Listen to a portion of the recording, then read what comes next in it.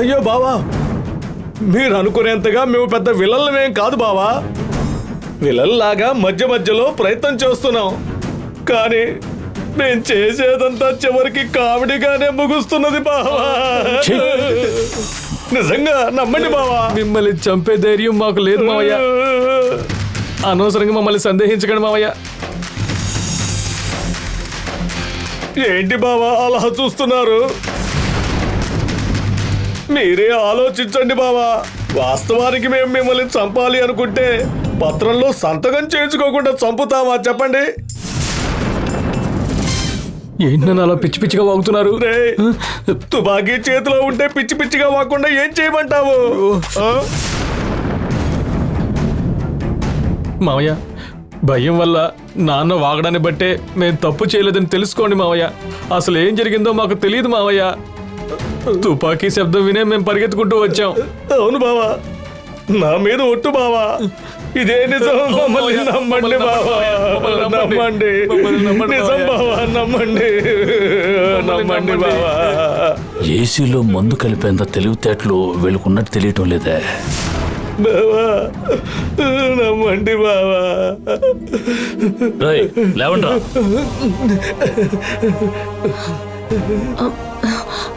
ఏమైంది అంకుల్? ఆ రోజు వచ్చినట్టే ఎవరైనా మళ్ళీ ఇంట్లోకి వచ్చారా? అదంతా ఏం లేదమ్మా. ఏం చేసినా వీడు తప్పించుకుంటున్నాడే. అన్నయ్య, ఏమైంది అన్నయ్య? తుపాకీ శబ్దం వినిపించింది, మీకేం కాలేదుగా అన్నయ్య? మీరేమీ మాట్లాడకపోవడం చూస్తుంటే నాకు చాలా భయంగా ఉందన్నయ్య. ఏం జరిగిందో చెప్పండి అన్నయ్య. ఇప్పటికీ వీళ్ళంతా చాలా భయపడిపోయారు.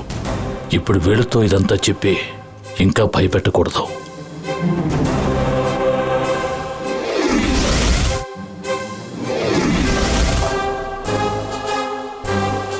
అన్నయ్య, ఏంటి ఆలోచిస్తున్నారు? ఏం లేదమ్మా, ఈ తుపాకీ పేలుతుందో లేదని చెక్ చేసి చూశాను. మీరంతా వెళ్ళండి. ఏమిటన్నయ్యా, తుపాకీని చెక్ చేసే టైమా ఇది? నువ్వేదో దాస్తున్నావన్నయ్యా. అదే సమస్య లేదని చెప్తున్నాను కదా. మళ్ళీ మళ్ళీ అదే ఆడుకున్నా వెళ్ళి పడుకోండి.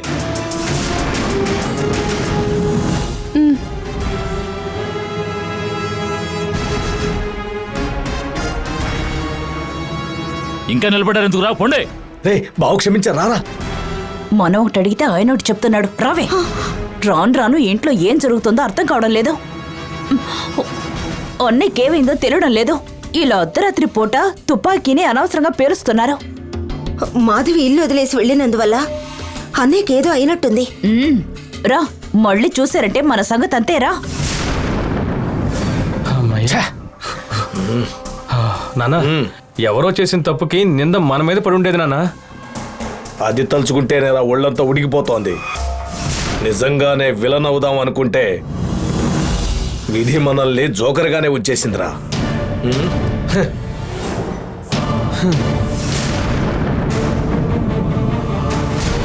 రాజశేఖర్ ఎందుకని జరిగింది చెప్పలేదు, ఎందుకని రూమ్లో జరిగింది దాస్తున్నాడు? నువ్వు వెళ్ళమ్మా.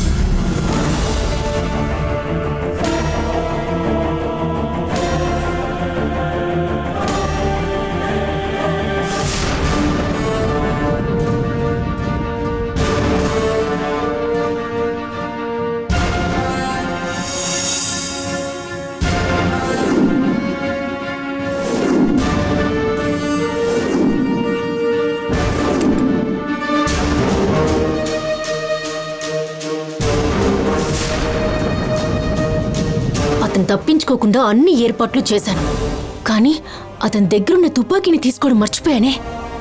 అది ఉండడం వల్లనే తప్పించుకున్నాడు.